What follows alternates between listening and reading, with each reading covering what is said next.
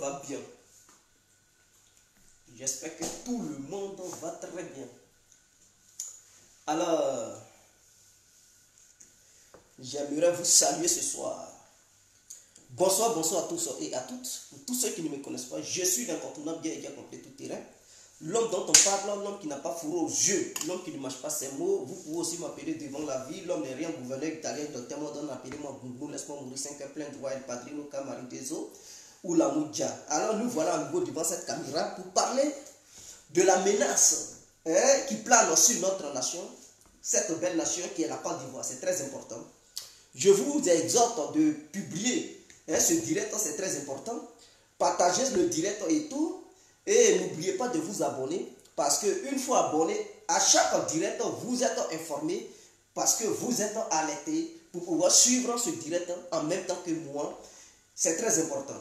Et je vous rappelle que mon ancienne page Info Afrique a été piratée. Et donc, tout ce qui se publie sur Info Afrique, y compris mes propres photos qui sont publiées là-bas, ça ne vient pas de moi. C'est la personne qui a piraté ma page, qui fait ses manigances, qui vient sur mon Facebook, qui prend des photos là-bas pour aller télécharger ça là-bas. Ce n'est pas moi. Donc, signalez Info Afrique, signalez la page Info Afrique pour que Facebook puisse bannir Info Afrique de Facebook. C'est très important. Et abonnez-vous sur Fin des perturbateurs politiques. C'est très important. Alors, nous voilà. Écoutez, je vais enlever les trucs. On va poursuivre. Avant d'arriver sur la menace qui plane sur la Côte d'Ivoire, venons du côté de l'opposition. Parlons un peu de M. Diaby Lassine. Qui est Diaby Lassine? Vous savez, je ne vais pas parler de qu'est-ce qu'il avait occupé dans le passé et tout. Mais écoutez, je tiens à vous dire, pour ceux qui ne connaissent pas Diaby Lassine, c'est le DR voilà, du gouvernement ivoirien. La personne que le gouvernement ivoirien a déléguée pour s'occuper de la jeunesse, de la jeunesse du RADP, c'est-à-dire les militants du RADP. Donc c'est lui, Diaby Lassine, qui coordonne tout ce qui concerne militants et militantes du RADP. Mais ce monsieur, j'aimerais demander au gouvernement ivoirien de vraiment remercier ce monsieur. Parce que si Alassane Ouattara, il prend le dessus à la diaspora aujourd'hui, c'est grâce à Diaby Lassine. Ce qui n'était pas le cas dans le passé. Et personne ne peut démentir cela. Quand on parlait de l'Europe, de la diaspora, on parlait du RPI. Et les gens le savent. Quand on parle de la diaspora, ce sont les pro-Gbagbo qui envahissaient les rues ici. Quand on parle de manifestations, c'était les pro-Gbagbo qui étaient populaires ici en Europe. Mais par quel ricochet, par quel miracle tout de suite, les pro-Gbagbo ne sont plus populaires? C'est parce qu'il y a un homme fort qui a été délégué par le gouvernement ivoirien qui s'appelle Diaby Lassine. Et ce gagnant, il fait un travail énorme. Il ne parle pas beaucoup. Ce n'est pas quelqu'un qui est bavard. C'est quelqu'un qui est silencieux, mais très précis et concis. C'est quelqu'un qui est très aigu dans ses pensées. Et lorsqu'il veut quelque chose, il va juste, il atteint cette chose. Diaby Lassine, il est à saluer. Et le gouvernement ivoirien, dans son entièreté, devrait remercier Diaby Lassine. Parce que tout ce qu'il fait, il prend des risques. Vous savez, ici, parmi les Ivoiriens qui se trouvent sur le sol européen, quel que soit le pays européen, il y a des violents. Il y a des gens qui sont barbares, il y a des gens qui ne respectent rien. Ils sont agressifs et tout. Mais Diaby Lassine, il encaisse. Malgré ces risques, il sort et il s'en va. Il parle du RADP, il parle de la Côte d'Ivoire. Mais lorsque je dis il est le délégué du pouvoir pour s'occuper des militants du RADP, mais Diaby Lassine, il va au-delà de ça. Il ne s'occupe pas seulement des militants du RADP. C'est-à-dire qu'il s'occupe de tous les Ivoiriens dans leur ensemble. Si tu viens vers lui, il ne te dit pas que non, tu n'es pas pro RADP, tu ne milites pas pour le RADP. Non. Il suffit de lui dire, monsieur Diaby, je suis Ivoirien. Il prend le temps, il t'écoute. C'est quelqu'un, il est humble, il n'est pas compliqué, il n'est pas insolent, il n'est pas impulsif. C'est quelqu'un, il respecte, il est respectueux, il cause avec tout le monde. Qu'est-ce qu'il n'a pas? Il a tout ce qu'il faut. Mais ce monsieur, quand vous le mettez, et que vous mettez certains hommes politiques, vous constaterez que c'est la nuit et le jour. Ce monsieur, son poste qu'il occupe, si c'est d'autres personnes qui occupaient ce poste, qui allait les parler même? Qui allait s'approcher d'eux? Qui allait un peu essayer de discuter avec eux et dialoguer avec eux? Mais c'était Dieu sur terre. Mais malgré son rang social, malgré son poste qu'il occupe, malgré tout ce qu'il a, Diaby Lassine, il cause avec tout le monde. Diaby Lassine, il est ami à tout le monde. C'est ça, on dit un homme digne. C'est un homme comme ça qui devrait être président de la République de Côte d'Ivoire. À part Alassane Ouattara, c'est les hommes comme les Diaby Lassine là qui peuvent gouverner la Côte d'Ivoire. Une fois que Alassane Ouattara ne sera plus là, nous là, on va réclamer Diaby parce que ce monsieur, ce qu'il fait, non, je n'ai pas encore vu quelqu'un faire cela. Peut-être en Côte d'Ivoire, les gens ne savent pas ce qu'il fait. Mais nous qui sommes en Europe ici, nous qui sommes à la diaspora, on sait ce qu'il fait. C'est un rassembleur. C'est un rassembleur. On pouvait lui dire à Diaby, vas-y en Côte d'Ivoire et regroupe, unit tous les Ivoiriens dans leur ensemble. Mais la mission qu'on lui a confiée, c'est la mission extérieure pour pouvoir regrouper et rassembler tous les Ivoiriens et toutes les Ivoiriennes dans leur ensemble. Et c'est ce qu'il fait. C'est quelqu'un qui fait la promotion de la paix partout dans le monde. C'est-à-dire, il coordonne les opérations occidentales et américaines, ainsi que asiatiques, il coordonne tout. Et il sensibilise la jeunesse. C'est un monsieur à saluer. Bravo encore, monsieur Diaby, pour tout ce que vous faites pour la Côte d'Ivoire, pour tout ce que vous faites pour la paix. Il fait la promotion de la paix. Grâce à Diaby Lassine, les gens ont connu, ils ont découvert la vérité en Côte d'Ivoire.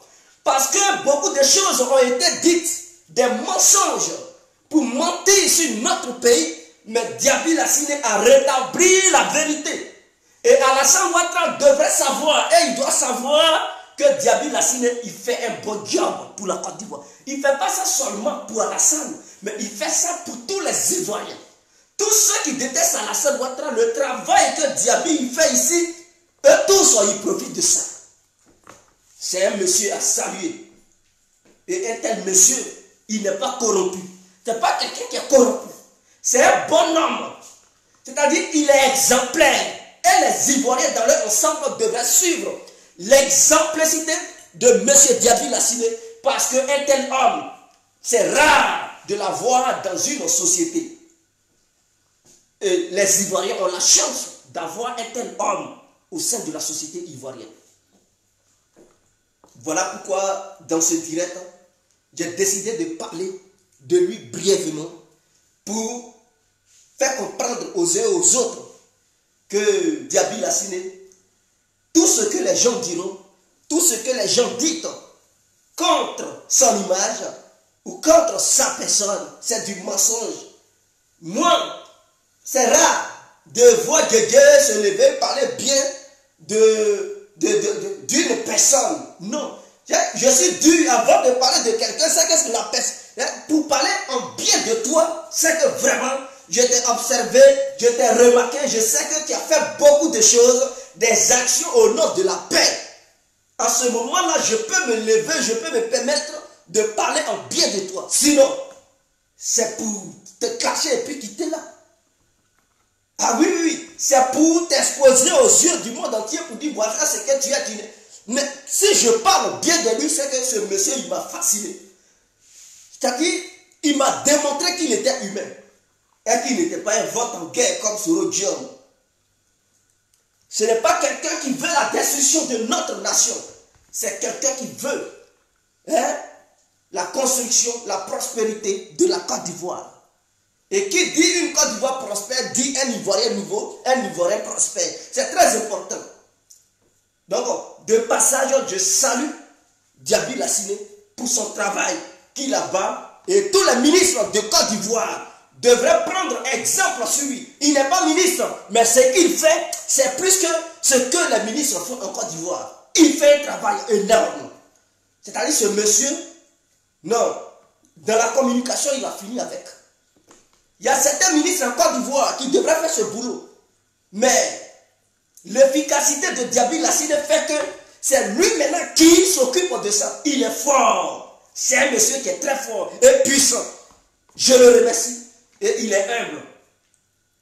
Il ne dit pas que non, avant de me voir, il faut traverser un cortège de blindés ou bien, non, une sécurité, pas possible. Non, non, non, non, non. Tu veux le voir, tu peux le voir. Il n'est pas compliqué.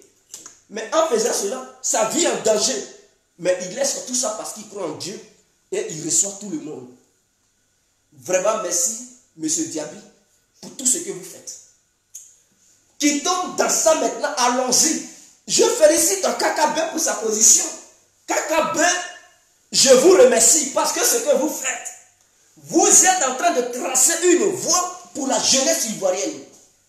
Vous êtes en train de montrer à Charles Blé Goudé qui ne veut pas grandir politiquement parlant, qui veut suivre Laurent Gbagbo comme s'il était une couche de Laurent Gbagbo, comme si c'est lui qui devrait couvrir les fesses de Gbagbo. Il est derrière lui en dit, oh, il vient de créer un parti, soi-disant cogère. Mais quand tu crées ton propre parti, et que tu es le président de ton parti, mais tu as déjà des éléments qui sont au sein de ce parti qui doivent promouvoir le parti. Mais si tu refuses de promouvoir ton parti et que tu veux faire le lèche-cuit de trucs du pays, c'est que tu ne veux pas grandir. Donc, Blé Goudé, il est derrière Gbagbo. Parle de toi. Laisse ton Gbagbo tranquille. Et c'est toi qui veux faire la morale à KKB. KKB, je vous félicite pour tout ce que vous faites. Donnez une leçon de morale à ces gens-là. Et à toute la jeunesse du pays qui ne veut pas grandir, qui pense que sans Gbagbo, eux, ils ne sont rien et qui ne peuvent pas avancer. KKB est en train de vous donner une leçon de morale. Que sans Bédié là, lui KKB là, il peut avancer. Et je félicite la position de KKB. Aujourd'hui, par sa détermination et son courage, ce sont les membres du PDCI, les vieux du PDCI qui courent derrière lui. Lui n'a plus le temps. Et eux, ils courent, pendant qu'ils courent derrière lui, KKB est devenu le roi. C'est-à-dire qu'aujourd'hui, la Bédié ne compte plus au sein du PDCI. Parce que tout ce que Bédié dit, ce n'est plus ça que eux, ils regardent. Ils voient maintenant KKB, petit vient. C'est-à-dire qu'ils laissent maintenant leur Bédié ou rien là. Bédié n'est plus Bédié ou rien. C'est maintenant histoire de KKB ou rien. Parce qu'ils voient le danger. Ah, si on laisse KKB pour aller jusqu'à la date fixée, le 31 octobre, ça devient un danger pour le PDCI. Donc, ils font tout pour essayer d'amadouer KKB, pour essayer de dévier la vision de KKB, le ramener dans le giron du PDCI, afin de lui inculquer une pensée, une idéologique qui dit Bédié ou rien au sein du PDCI. KKB n'accepte pas cela. KKB aujourd'hui, tu es sur la lumière. Aujourd'hui, tu es une voie, tu es un chemin. Et grâce à toi, tous ceux qui ne comprennent pas, qui pensent que leur destin doit être arrimé à des vieillards politiques, tu es en train de couper ces cordes. Tu es en train de leur montrer que ces vieux, sans cela, vous, jeunesse de Côte d'Ivoire, nous, jeunesse de Côte d'Ivoire, on peut obtenir quelque chose. Et qu'on doit tout faire pour que les vieux se rallient à nous. KKB est en train de tout faire pour que Bédié se rallie à lui. Aujourd'hui, il court derrière lui. C'est Bédié maintenant qui court. C'est Bédié maintenant qui convoque KKB. Est-ce qu'avant, KKB était vu au sein du PDCI, les gens disaient, oh, il n'est rien. Il faut quitter la dégage. Quand KKB parlait, personne ne voulait l'écouter. Tout le monde traitait KKB comme s'il n'était rien. Tout le monde l'haïssait. Tout le monde le comparait à un petit zozo. Mais aujourd'hui, c'est ceux-mêmes qui l'insultaient, ceux-mêmes qui le comparaient à un petit zozo. Aujourd'hui, là, ce sont ces mêmes personnes qui courent derrière KKB. KKB, non, pardon. La direction du parti t'a convoqué. La direction du parti dit ceci. La direction du parti.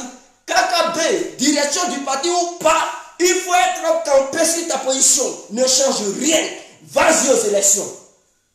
Vas-y aux élections. C'est une manière de donner une leçon à toute cette jeunesse qui pense que sans les vieux, elle n'est rien.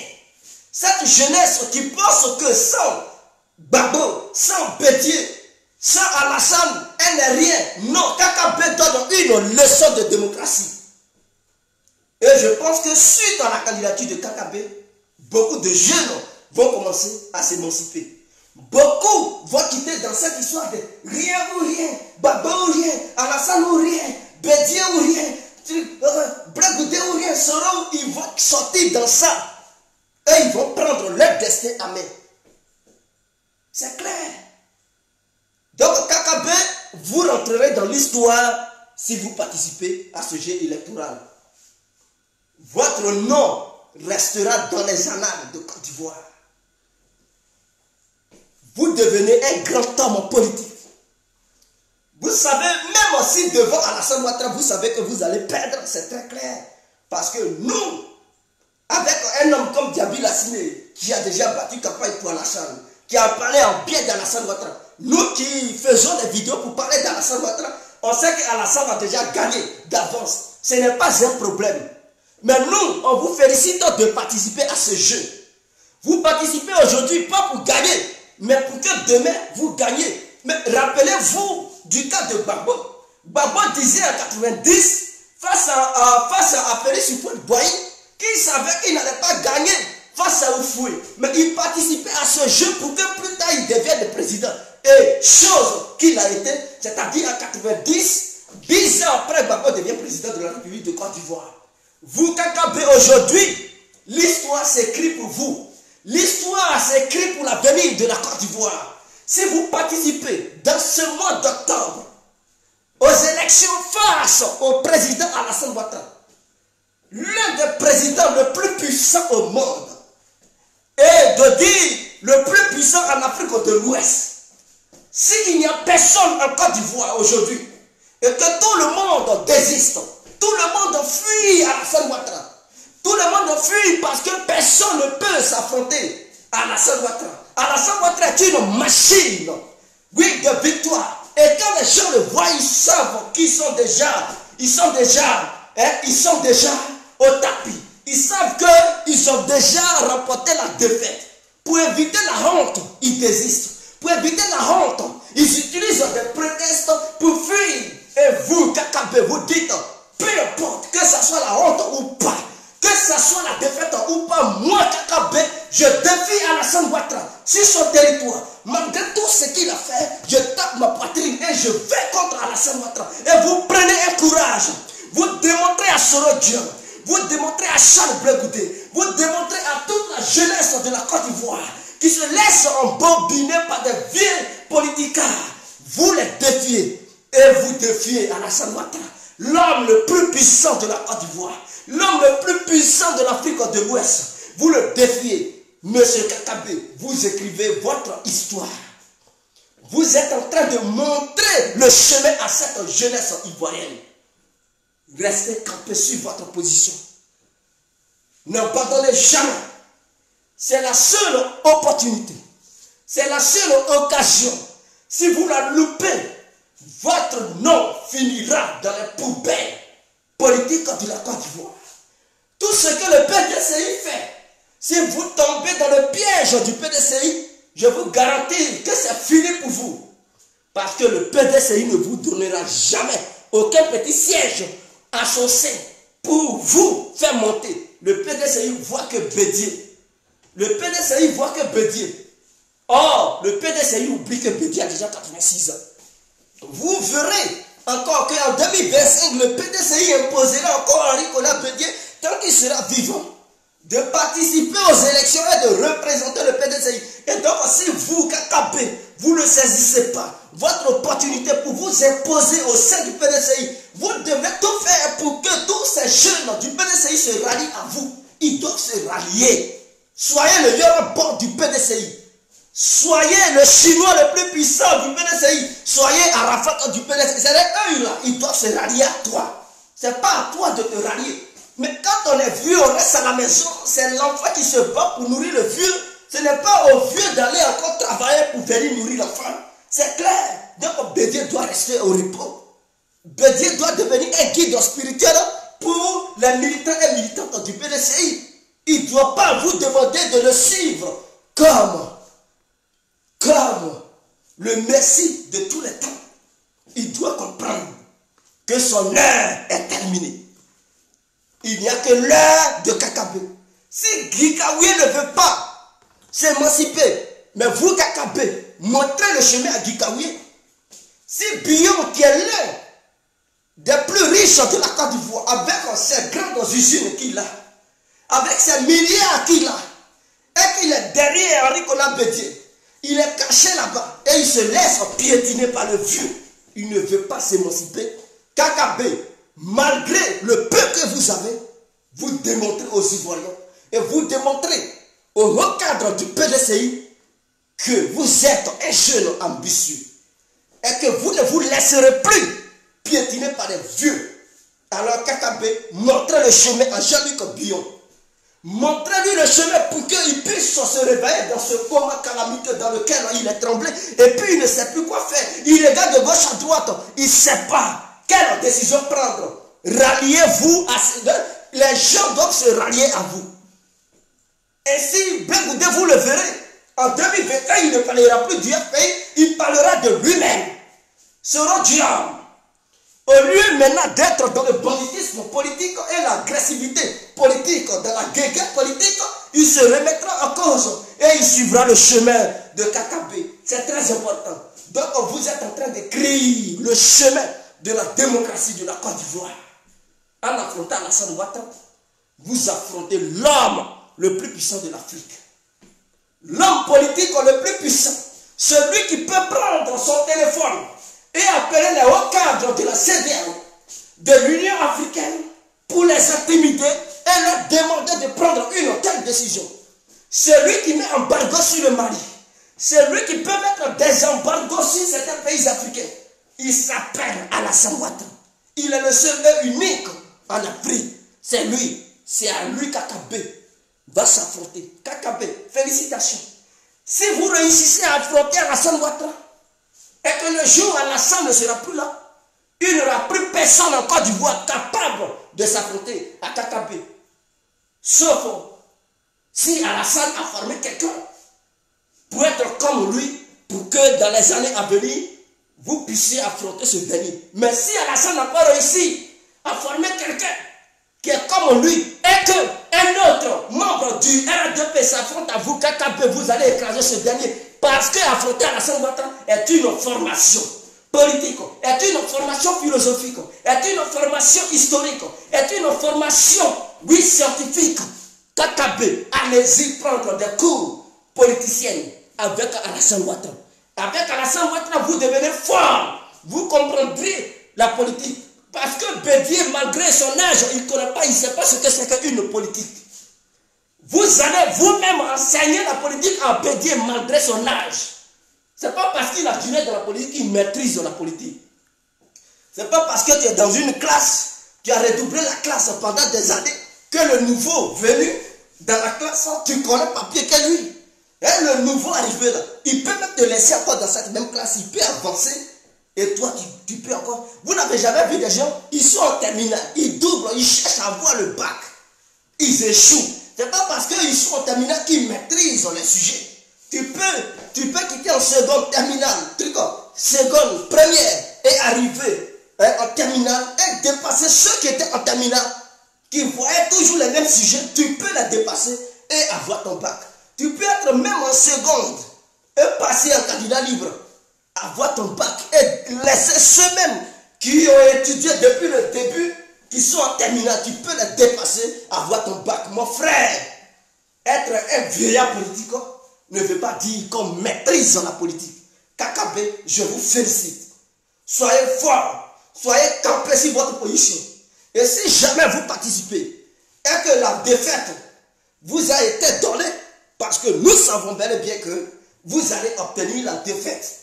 Mais cette défaite sera salutaire. Parce que ça sera une défaite courageuse.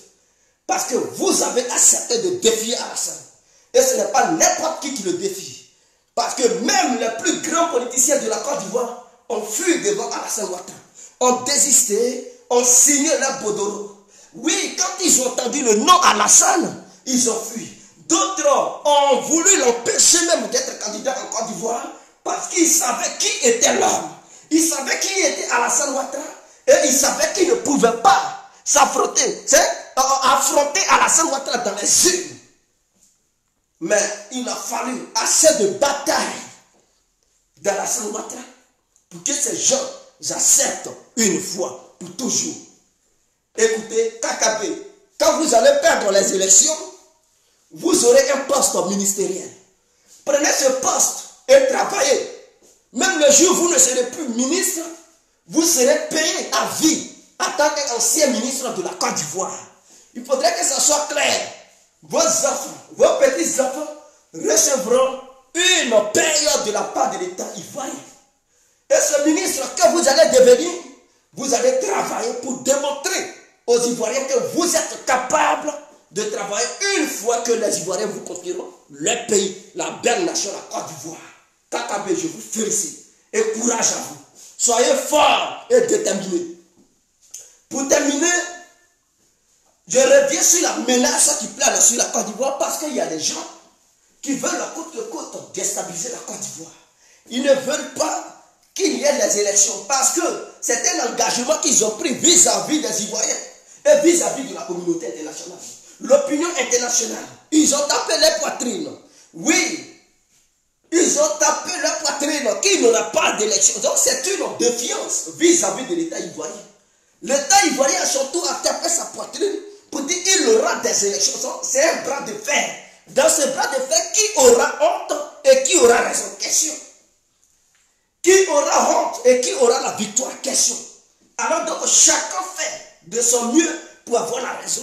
Chacun fait de son mieux pour avoir la crédibilité vis-à-vis du peuple ivoirien et vis-à-vis de l'opinion internationale. Oui, vis-à-vis du monde entier. Parce que si moi, je viens, je dis, toi tu ne peux pas. Toi tu dis tu peux, je dis tu ne peux pas. Toi tu dis tu peux. Bon, je dis bon, on va voir. Et le monde entier nous a écoutés. Et quand c'est comme ça, je ferai tout pour t'empêcher. Et toi tu feras tout pour ne pas que j'y arrive. Tu feras tout pour ne pas que je t'empêche d'avoir ce que tu as envie d'avoir. Et donc si tu réussis à m'empêcher, de t'empêcher d'avoir ce que tu as envie d'avoir, moi je deviens pathétique. Je deviens ridicule aux yeux des gens. Personne ne me croira plus. Tout ce que je dirai, les gens diront, oh dégage. Toi tu peux faire quoi? Voilà ce que tu as fait hier. Et puis tu n'as pas pu faire quoi que ce soit. Et donc ta parole n'est plus considérée. Alors donc, je ferai tout pour réussir mon pari. Et toi si tu n'arrives pas, ils vont dire, mais tu avais quelqu'un ici pour dire que tu pouvais. Mais on a vu que l'autre, il a pris le dessus, ce qu'il a dit, c'est ce qui s'est passé. Donc en fin de compte, tu deviens ridicule. Voilà pourquoi je dis, nous Ivoiriens, on ne doit pas ignorer cette menace qui plane sur la Côte d'Ivoire parce qu'il va de la crédibilité des opposants. Ils se disent qu'ils sont majoritaires. Ils ont fait une coalition. Et étant coalisés, ils défient Alassane Ouattara qui est lui seul. C'est-à-dire quand je dis lui seul, je fais allusion au RADP dont le président est Alassane Ouattara. Donc quand je parle de lui seul, je parle du président du RADP. Et donc ces différents présidents se retrouvant dans l'opposition se sont coalisés pour combattre un seul président d'un seul parti politique appelé le RADP. Et si le seul président d'un seul parti politique appelé le RADP réussit à faire mordre la boue à tous ces présidents coalisés, c'est une honte pour eux. Et les Ivoiriens ne les respecteront plus. Donc ils feront tout pour empêcher Alassane Ouattara d'y arriver. Et Alassane Ouattara, pour montrer la puissance de son parti, pour montrer la détermination de sa sincérité, il fera tout pour réussir. Voilà, donc le jeu se joue. Qui aura raison, qui aura tort? Question. Alors, nous allons, voilà pourquoi nous venons devant cette caméra pour demander aux Ivoiriens d'être leur propre gendarme. Il faut être ton propre policier dans ta maison. C'est-à-dire, pendant que tu es là, regarde bien chez le voisin. Si tu vois quelqu'un de bizarre, qui n'habitait pas la cour, mais qui est venu, qui est bizarre, tu ne sais pas ce qu'il fait, mon frère, il faut avoir les informations les plus importantes pour pouvoir alerter la police, pour que ces policiers puissent venir lui poser des questions. Qu'est-ce qu'il fait? Où sont ses pièces? Et qu'est-ce qu'il est venu faire en Côte d'Ivoire?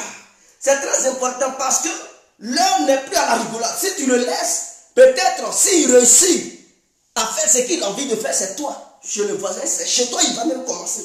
Il va dire, mais c'est ceux-là qui sont RADP. Allons-y, on va s'occuper d'eux. Donc, ce n'est pas le moment de laisser ces gens-là réussir les cours. Parce qu'ils utilisent les cyberproxys pour faire de la propagande et demander aux gens de s'alimenter en provision. Et que les jours à venir, ça ne va pas être bon. J'ai écouté la vidéo des uns et des autres. Ils disent que le peuple ivoirien n'a qu'à déjà acheter de la bouffe. Chacun n'a qu'à se préparer. D'autres n'ont qu'à rentrer au village. Ceux qui ont des villages, parce que les jours à venir, ils vont déclencher les hostilités. Les jours à venir, ça ne va pas se passer bien au pays. Les jours à venir, ça va être chaud. Donc, des gens qui ont un peu de moyens n'ont qu'à déjà acheter leur sac de riz pour s'apprêter parce qu'ils préparent quelque chose et dans pas longtemps. Alors, voilà pourquoi je vous dis, puisqu'on ne peut pas ignorer certaines choses à 100%, on ne peut pas dire, oh, c'est des plaisantins, c'est des plaisantins. Écoutez, avec le noir, rien n'est garanti. Black n'est pas garanti. Voilà le vrai problème. Le black, c'est un problème. C'est-à-dire, tu as un peu d'argent, tu lui donnes, il est corrompu tout de suite. Tu peux le manipuler comme tu le veux. Tu peux le manipuler à ta guise. Il suffit qu'il voie les billets. Et donc, les membres de l'opposition, nous savons que ce sont des gens qui sont riches. Parce que quand même, ils ont duré au pouvoir. Ils ont détourné la BCAO. D'autres ont cassé la BCAO. D'autres même ont détourné des sociétés qui appartenaient à notre nation. Donc, c'est des milliardaires. Ils ont tous les moyens. S'il s'agit de dépenser des milliards pour donner ça à la jeunesse ivoirienne, pour corrompre cette jeunesse enfin de combattre Alassane Ouattara, ils sont prêts. Mais si c'est pour enlever la jeunesse dans la pauvreté, non. En ce moment-là, ils n'ont pas d'argent. Mais si c'est pour déstabiliser la Côte d'Ivoire, en ce moment-là, ils deviennent des milliardaires. Ils sont prêts à financer la déstabilisation. Donc, comme nous nous connaissons en tant que peuple noir, en tant qu'Ivoirien, et Black n'est pas garanti, mes frères, prenons les précautions. Parce que le noir, il suffit de lui donner de l'argent, il suffit de lui acheter une grosse bière, et puis il montre ses 32 ans, il est heureux, tu lui fais ce que tu as envie de lui faire. Et donc, soyons vigilants, soyons très vigilants. Et ayons la lecture des yeux.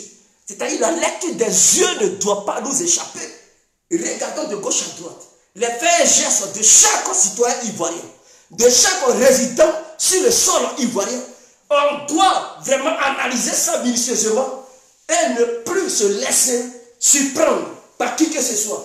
Parce que l'heure est grave et les Ivoiriens et Ivoiriennes doivent être prêts dans tous les domaines et sur tous les plans. Mon frère, ma soeur, quel que soit l'endroit où tu es, sois prêt. Il faut dénoncer. Si tu as des informations, il faut donner. Il ne faut pas te dire que tu n'aimes pas Alassane Ouattara, donc il te déteste. Si Alassane Ouattara te déteste, sache que la Côte d'Ivoire n'est pas Alassane Ouattara. Oui. Excusez-moi. La Côte d'Ivoire n'est pas Alassane Ouattara. Vouloir faire du mal à Alassane Ouattara, c'est vouloir faire du mal à toute la Côte d'Ivoire. Parce que si guerre il y a en Côte d'Ivoire, c'est la Côte d'Ivoire qui sera détruite. Oui, elle sera détruite. Et ce n'est pas bien pour nous. Tout ce qui a été construit, même si c'est Alassane qui a construit, et que la tête de Ouattara t'énerve, mais tu ne peux pas vouloir détruire ce qu'il a construit. Est-ce que le courant qu'il a mis dans ton village, parce que tu détestes Alassane Ouattara, tu vas dire qu'il n'a qu'à venir déterrer les poteaux électriques pour amener ça à Ouagadougou, à Saint-Dougouté, parce que vous nous dites qu'il est burkinabé, et donc vous êtes aussi prêts à déterrer les poteaux électriques, vous êtes prêts à casser les ponts qu'il envoyait en Côte d'Ivoire, vous êtes prêts à détruire les universités, vous êtes prêts à casser les voies, oui, bitumées, pour envoyer ça à Ouagadougou dans le but, comme quoi vous détestez Alassane Ouattara. Non, ce qu'Alassane Ouattara a envoyé en Côte d'Ivoire, c'est pour le peuple ivoirien. Alassane Ouattara, il ne fait pas ça pour lui. Il fait ça pour toi. Il fait ça pour tes petits-enfants. Et il fait ça pour la Côte d'Ivoire éternelle. Pour que la Côte d'Ivoire puisse avoir une bonne image. Si tu détestes Ouattara, pour ça tu abrites des rebelles chez toi. Pour toi, tu accueilles des rebelles. Pour toi, tu caches des armes dans le but de détruire la Côte d'Ivoire. Mon frère, as-tu pensé à ta famille? Si guerre il y a, est-ce que tu connais les conséquences d'une guerre? Sais-tu ce que c'est qu'une guerre? Est-ce que tu connais ce que c'est qu'une guerre? S'il y a la guerre, voici les conséquences d'une guerre. Je vais vous citer un peu. Oui, si vous voulez, on va rentrer en profondeur. Comme ça, beaucoup vont comprendre. Parce que d'autres, pas de guerre, on va enlever Ouattara, on va enlever Ouattara. Un chef d'État qui est au pouvoir, pendant 10 ans, ce n'est pas facile de l'enlever. Mais bon, dans le temps, les gens avaient chanté, vieux qui a duré dans le congélateur, tu ne peux pas enlever ça pour manger. Oui, c'est difficile. Pour enlever à la Saint-Ouattara, ça va coûter très cher au peuple ivoirien. Ça va coûter très cher à la nation ivoirienne pour éviter que la nation soit détruite, que le peuple soit détruit. Va au sud. C'est là-bas seulement on ne tire pas une balle pour ne pas détruire la Côte d'Ivoire. Là-bas, c'est de façon démocratique. Vous allez dégager Ouattara si vous le détestez. Mais ne prenez pas de carache. Écoutez-moi, les causes, les conséquences d'une guerre. Quand il y a une guerre, il n'y a plus d'électricité, mon frère. C'est-à-dire le courant. Tu ne vas plus avoir le courant. Est-ce que tu comprends? Donc, s'il n'y a pas de courant, il n'y aura plus de banque. Personne ne va te payer chaque fin du mois. S'il y a guerre, toutes les banques seront fermées. Supermarchés seront fermés. Et les agences de communication seront fermées. Move, MTN, Cause, et je veux Orange. Tout ça, ça va être fermé. Parce que personne ne peut prendre le risque pour aller travailler pendant que les balles, des gens tirent des balles. Donc, si ton téléphone, tu n'as plus d'unité, mon frère, tu ne peux plus appeler tes parents. Tu vas trouver unité où? Tu vas trouver qui pour télécharger ton téléphone, mon frère? Donc tu as le téléphone, mais tu n'as pas crédit. Tu ne pourras plus appeler. Est-ce que tu comprends? Même le Wi-Fi sera coupé. Parce que les antennes des réseaux de communication seront touchées. Mais tu n'auras plus d'eau potable. Parce que la SODECI ne travaillera plus. Est-ce que tu comprends? Mais s'il n'y a pas d'eau, et puis il n'y a pas de pluie, devant ta cour, tu fais comment pour boire? Parce que les bouteilles d'eau que tu vas payer, tu ne vas pas prendre ça pour te laver, en même temps préparer, en même temps boire. Ça va finir. Ça va durer combien de temps? Tu peux tenir combien de temps? Tu risques de mourir par manque d'eau parce que tu vas avoir soif. Tu vas mourir. Ça, ce sont les conséquences d'une guerre. Il n'y aura plus d'électricité. Donc, les hôpitaux. Mais beaucoup ne vont pas aller à l'hôpital. Parce que tu vas passer où pour aller à l'hôpital si tu es malade? Il n'y a plus de voitures qui circulent. Ça tire partout. Ce sont les militaires qui sont dans les rues, affrontement sur affrontement. Donc, si ta femme doit accoucher, si tu as une maladie grave, on doit te faire opérer, il n'y aura plus de véhicules. Parce que même les ambulanciers, eux-mêmes, ils auront peur. Parce qu'ils seront occupés sur le terrain. Eux, ils vont prendre les blessés par balle pour aller à l'hôpital, dans les urgences. Toi, tu as une maladie qui n'est pas, qui n'a, en fait, qui n'est pas originaire des balles, et tu vas vouloir que les gens viennent te chercher à la maison.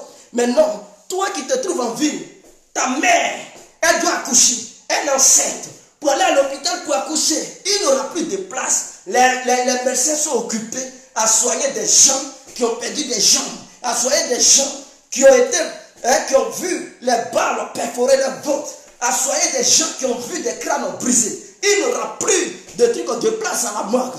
Si ton parent meurt, tu l'envoies dans quelle morgue, mon frère? C'est mou. Parce que les cadavres sont couchés dans les rues.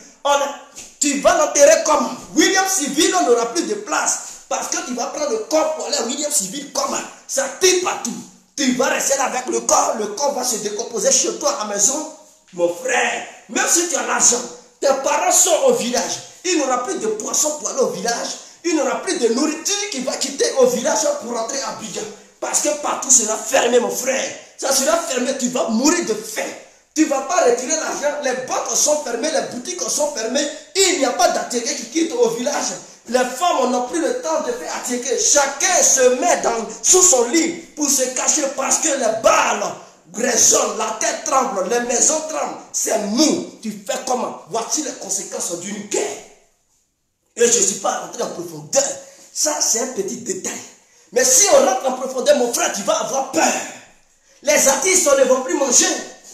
Parce qu'il leur faut du spectacle pour manger. Mais s'il y a la guerre, artistes n'ont plus d'argent. Comédiens ou chanteurs, il n'y aura plus d'argent. Les églises seront fermées. Les mosquées seront fermées parce que c'est mou. Est-ce que vous comprenez? Un instant. C'est ça les conséquences d'une guerre. Tu ne pourras plus voyager. Les aéroports, les frontières terrestres, aériennes et maritimes, tout sera fermé. Personne ne sort, personne ne rentre. Tu ne peux pas faire transfert d'argent à tes parents qui sont au pays pour dire non, ils ont fait. Il n'y a pas d'agence au Western Union, mon frère. MoneyGram est fermé. MoneyTrust est fermé. Rien, tout est bouclé. Il n'y a pas de moyens. C'est pas facile. Évitons la guerre. Voilà pourquoi je vous exhorte d'être les policiers chez vous, d'être les gardes corps de chez vous pour empêcher une guerre de frapper la Côte d'Ivoire. C'est en faisant cela qu'on pourra déjouer le plan de l'ennemi, parce que c'est une dualité dans laquelle nous sommes. Chacun veut démontrer qu'il est crédible vis-à-vis du peuple. Chacun veut montrer qu'il est capable d'atteindre son objectif. Et donc rien n'est facile. On ne peut pas minimiser cela. Alors, si on se laisse, n'oubliez pas de vous abonner sur Fin des perturbateurs politiques et désabonnez-vous sur Info Afrique parce que Info Afrique a été piraté. Ce n'est plus à moi. Si vous voyez mes photos qui sont publiées là-bas, ça ne vient pas de moi, c'est quelqu'un qui le fait. C'est quelqu'un qui a piraté ma page, qui vient télécharger mes photos sur Facebook et il met ça sur la page. Est-ce que vous comprenez? Ça ne vient pas de moi, ce n'est pas Guégué qui fait ça. Si vous voyez des publications bizarres sur Info Afrique, ça ne vient pas de moi. Signalez même Info Afrique pour que Facebook bloque cette page pour toujours et abonnez-vous massivement si Fin des perturbateurs politiques. C'était l'incontournable bien compris. Vive la Côte d'Ivoire, vivre la paix dans notre pays. On est ensemble. Ciao et on est ensemble. Bonne nuit à tous et à toutes.